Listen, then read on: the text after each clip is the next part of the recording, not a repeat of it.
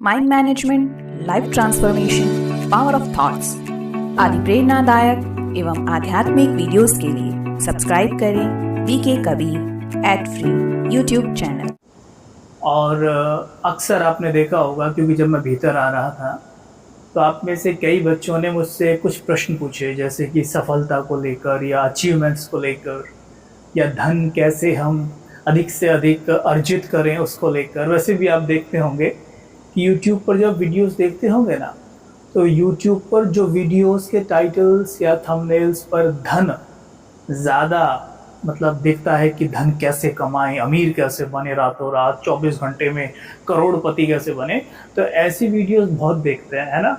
देखो होता क्या है, सिंपल सा फंडा है। हम किसी भी फील्ड में काम कर रहे हो, हम कुछ भी कर रहे हो, बट एक बात ध्यान रहे, आप सुख चाहते हैं, सुख पहले यहाँ चाहिए। आप शांति चाहते हैं, शांति पहले यहाँ चाहिए। समृद्धि चाहते हैं, समृद्धि पहले यहाँ चाहिए। धन चाहते हैं, धन पहले यहाँ चाहिए। हम सोच रहे हो, कह रहे नहीं यहाँ चाहिए तो फिर ज़रूरत ही क्या है, यहाँ पहले से है तो फिर हम यहाँ आए क्यों हैं। ठीक है, सिंपल सा फंडा है। मानिए आप दुकान पे जाते हैं, ठीक है, आप दुकान पर जाकर कोई चीज़ खरीदना चाहते हैं, तो आप उतना ही सामान या वही वस्तु खरीद सकते हैं जितना पैसा आपकी पॉकेट में होता है, राइट? यस और नो? यस।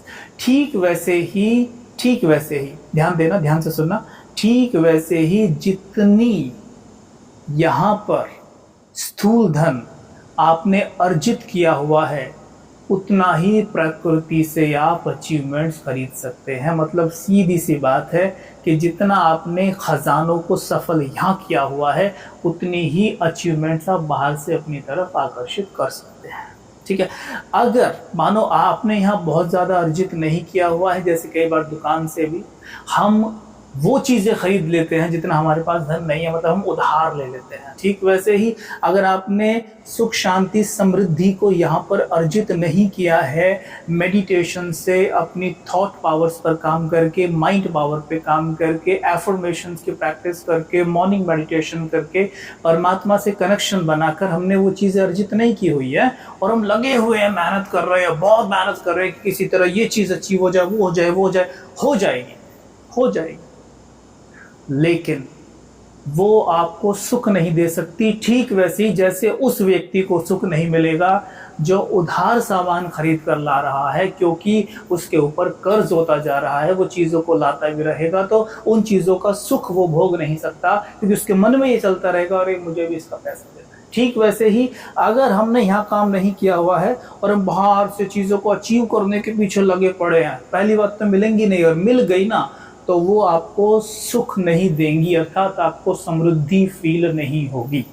तो कहने का क्या मतलब है? कहने का मतलब ये है, सिंपल फंडा यहाँ पर याद रखिएगा। जैसे एक बच्चा होता है, एक बच्चे को दो चीज़ चाहिए, वो है पहला मिल्क, दूसरा है खिलौने। ठीक, अगर किसी बच्चे को आप मिल्क नहीं देते, केवल खिलौने ही खिलौने देते हैं, तो क्या होगा उस बच्चे का? वो बच्चा कितना उन खिलौनों से खेल पाएगा? विचार करिए, कितना उन खिलौनों से वो खेल सकता है? उसे दूध दिया ही नहीं जाता है, उसकी माँ उसको दूध ही नहीं पिलाती, केवल उसको खिलौने देती है। कोई अमेरिका से, कोई ऑस्ट्रेलिया से, कोई इंडिया से, मतलब जगह जगह से खिलौने उसको लाके देती है, लेकिन उसको दूध ही नहीं देती। तो मुझे बताइए, वो बच्चे का स्वास्थ्य कैसा होगा और वो कैसे उन खिलौनों से खेल पाएगा?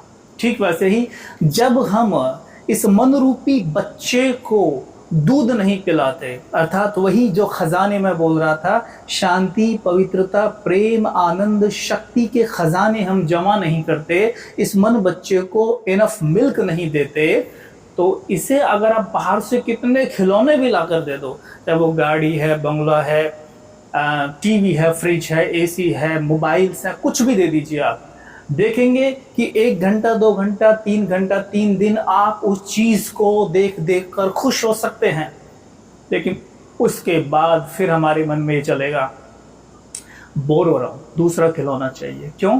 क्योंकि हमने मन बच्चे को दूध नहीं पिलाया। सिंपल फंडा है सफलता का। सफलता का मतलब है कि जो ईश्वर ने आपको दिया है, जो यहाँ भरा हुआ है, उसको हमने सफल किया।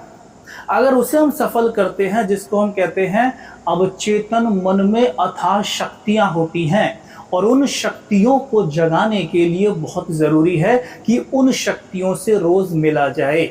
उन शक्तियों से रोज़ मिलना मतलब मेडिटेशन करना। मेडिटेशन माना मेड इन अटेंशन, अटेंशन माना ध्यान, मतलब अपनी शक्तियों पर थोड़ा सा ध्यान लगाना कि जो शक्तियां, जो गुण परमात्मा ने मुझे यहाँ भर के भेजा है, उन शक्तियों को थोड़ा देख तो लूँ, उन खजानों को थोड़ा देख तो लूँ, उनसे थोड़ी बात तो कर लूँ, उन्हें एक्टिव मोड में तो कर दूँ। तो वो एक्टिव मोड में हो गए, मतलब मैंने मन बच्चे को दूध पिला दिया। अब आप जैसे मार्केट में उतरेंगे और जब आप खिलौना खरीदेंगे इसके लिए, तो ये उसे एंजॉय करेगा। मतलब ये हुआ आपका मन उस खिलौनों से सही से खेल पाएगा और आसानी से उसे आप अपने जीवन में ला भी पाएंगे, क्योंकि आपके मन की पॉकेट में इनफ धन है उन चीजों को प्रकृति से लेने का। आपने देखा होगा कुछ लोग धन को माया भी कहते हैं और कुछ लोग धन को संपत्ति भी कहते हैं। धन को माया, कोई धन को संपत्ति क्यों कहता है?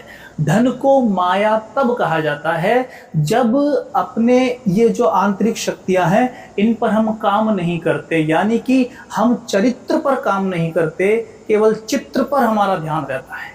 मतलब हम आंतरिक शक्तियों पर काम नहीं कर रहे हैं, हमारा ध्यान केवल धन के ऊपर है। कैसे भी ध्यान आ जाए, धन आ जाए, धन आ जाए, तो वो माया, मतलब वो दुख लेकर आएगा। जैसे कुछ लोग धन अर्जित करने के लिए उनके जीवन में कोई वैल्यूज नहीं है, वो किसी भी हद तक गिर सकते हैं, चाहे सामने वाले का कितना भी नुकसान हो जाए, बट मेरा फायदा होना जरूरी है। उनका ये बिलीफ सिस्टम होता है, जिसके कारण धन आता तो है लेकिन साथ में दुख लेकर आता है। लेकिन कुछ लोग ऐसे होते हैं कि मेरा भी फायदा हो, लेकिन सामने वाले का वो पहले फायदा सोचते हैं। जब वो सामने वाले का फायदा सोचते हैं, अपना बाद में सोचते हैं, तो उनके जीवन में धन आता है और बहुत आता है, लेकिन सुख उससे कहीं ज्यादा आता है। जैसे एक उदाहरण मुझे याद है कि एक बार की बात है कि मेरे पिताजी का एक मोबाइल खराब हो गया था और वो मोबाइल लेकर जब वो गए दुकान वाले के पास, तो पिताजी को मोबाइल का ज्यादा ज्ञान नहीं था। लेकिन जब वो मोबाइल वाले के पास गए तो मोबाइल वाले ने मोबाइल देखकर बोला कि अंकल जी छोटी सी प्रॉब्लम है, आप बैठो मैं करके देता हूँ। अंकल जी ने बोला कि बेटा तू कर देना, मैं बाद में आ जाऊंगा। नहीं अंकल जी बैठो, कोई बड़ी बात नहीं, बैठो मैं करता हूँ। अंकल जी बैठे, उन्होंने 2 मिनट में मोबाइल ठीक करके दे दिया। ठीक करके बोला कि अंकल जी ये ले जाओ। अंकल जी ने बोला बेटा कितना पैसा हुआ? तो उसने बोला अंकल जी मैंने वैसे इसमें कुछ डाला नहीं है, वो छोटी सी प्रॉब्लम थी, आप ऐसे ही ले जाओ। अरे नहीं बेटा, बोला आपने मेहनत की है। अच्छा ठीक है अंकल जी, आप 10 रुपये दे दो। अंकल जी ने उसको 20 रुपये दिए, ठीक है, लेकर आ गए। सबको आके बताया कि देखो मुझे तो मोबाइल का कुछ पता भी नहीं था। वो चाहता तो मोबाइल को एक दिन के लिए रख सकता था, उसमें से कुछ चीज़ें निकाल भी सकता था, मुझे अगले दिन एक बड़ा सा बिल थमा सकता था, लेकिन उसने ऐसा कुछ भी नहीं किया। उसने क्या किया कि केवल उतना ही पैसा लिया जितना उसने सामान डाला और तुरंत करके दिया। सबने उसको क्या दी, जिसने भी सुना, इवन आप अभी सुन रहे हैं तो आपको कैसा लग रहा है?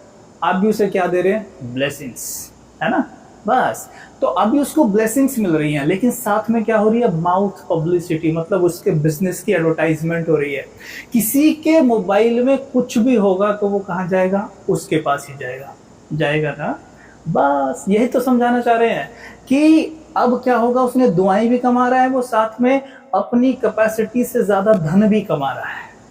तो जब हम दूसरों का बेनिफिट सोचेंगे तो हमारा तो अपने आप होएगा। जैसे आप किसी को शांति देंगे तो शांति आपको खुद ही खुद मिलेगी, ऐसे किसी को बेनिफिट पहुंचाएंगे तो बेनिफिट आपको खुद ही खुद मिलेगा, राइट? तो जो व्यक्ति उस खजाने का ध्यान रखे जो परमात्मा से हमको मिला है, उनके जीवन में धन उनकी कैपेसिटी से ज्यादा आता है, प्लस सुख, शांति, समृद्धि, स्वास्थ्य लेके आता है। लेकिन जो केवल धन पे फोकस रखते हैं, चाहे सामने वाले का कितना भी नुकसान हो जाए, उनके जीवन में दुख, दिलदर, बीमारी आती हैं उस धन के साथ।